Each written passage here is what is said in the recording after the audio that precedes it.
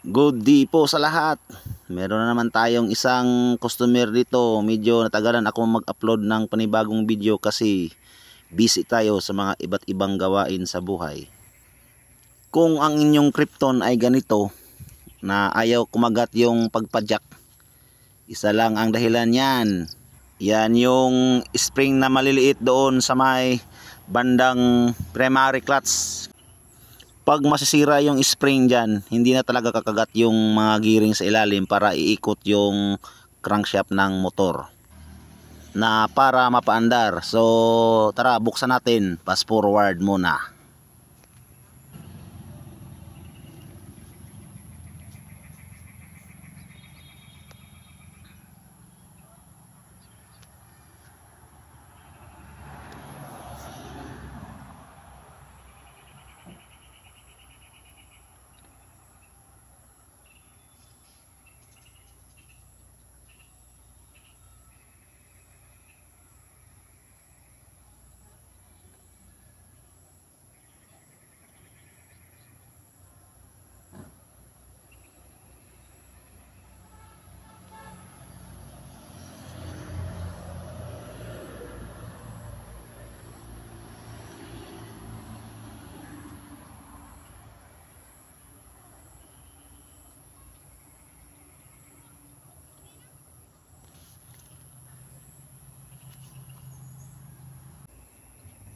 So kung mamanualin nating iikot yung primary clutch niya, medyo kakagat-kagat siya kasi mahina naman ng yung pag-ikot ko, walang puwersa. Pero kung padyak ang iikot dyan, kusang hindi yan kakagat. So hindi natin madidetermine pag iikotin lang ng kamay. Kailangan talaga natin tingnan yung ano na silalim.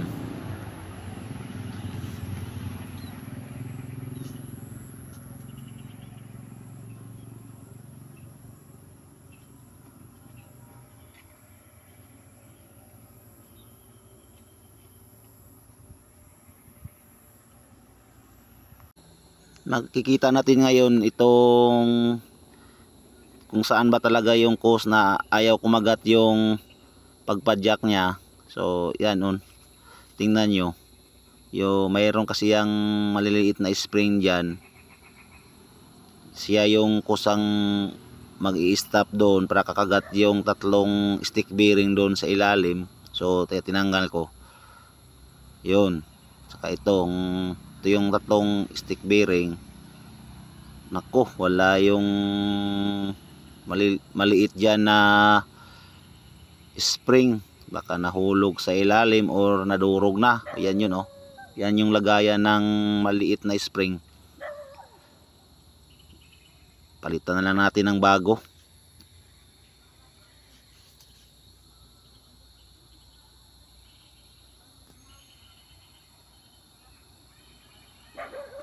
Ito yung bago kong nabili, isang set, nasa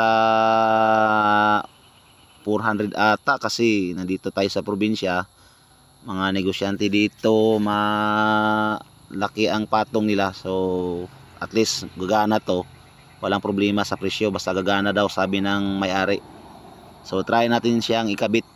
Medyo mahirap tong ikabit kasi ang liliit ng spring niya, kaya hinay-hinay lang, medyo matigas yung spring, baka mawawala. So yan yung ang tamang pagkabit. Sana sundan nyo na lang tong video ko na to kasi mahirap naman mag-explain kung hindi yung tama yung nakikita nyo. So panoorin nyo na lang.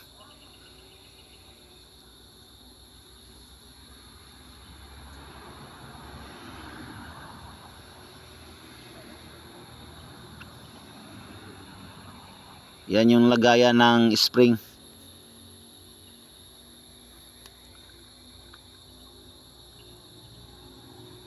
Yan oh, yung maliit na spring.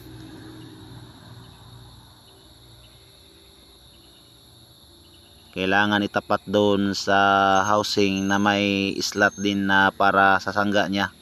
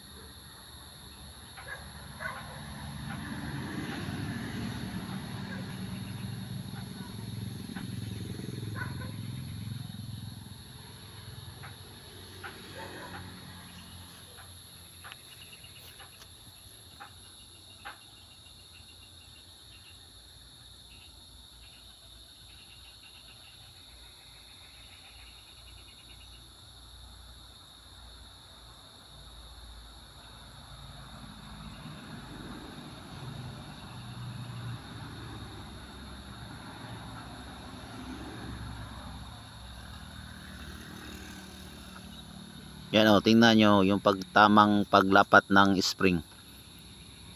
Kailangan talaga yan sundin, kung hindi yung spring nyo kakainin yan habang umiikot. Palit na naman uli kayo ng spring. Back job yan sa mga customer nyo.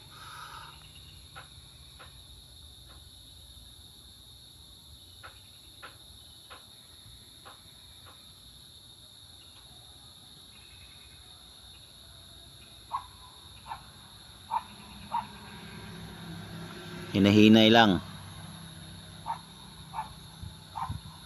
Sana subscribe nyo yung channel ko para medyo marami tayong matulungan na mga baguhang mekaniko. Kahit wala pa kayong NC2 o NC3, NC1 sa small engine, kapag kayo ay makapag-aral na ng NC2, NC1 o NC3, madali nyo na yan kasi nakasubok na kayo ngayon dito sa online at saka sa actual nyo dyan. Kulang na lang ang certificate natin. So subscribe nyo naman ako sana.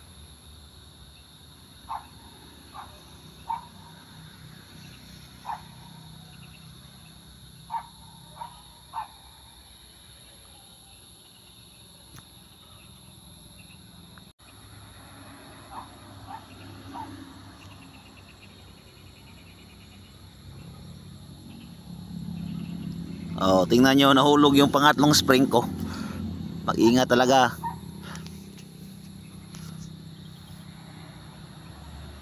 Ang iba dyan, pag gumagawa ng ganyan, lagyan nila ng grasa. So, di ko naman ginawa yung lagyan ng grasa para makita nyo kung ano talaga ang mangyayari pag ganyan ang paglagay. Kasi kung may grasa, hindi nyo makikita yung tamang posisyon yan.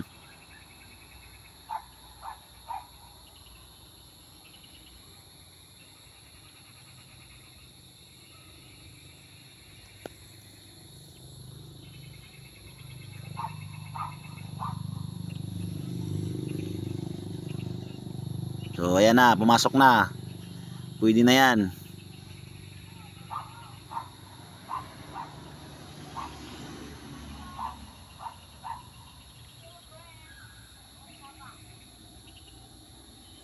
Ayan o. Hindi na yan kakalas. Kakagat na yan. Hindi ko na lang pinakita yung pagbalik ng cover at saka mga lamang loob niyan. Ang purpose lang talaga dito ay itong pag kick niya na kakagat na. So success tayo sa ginagawa nating solusyon sa itong classic na motor na to.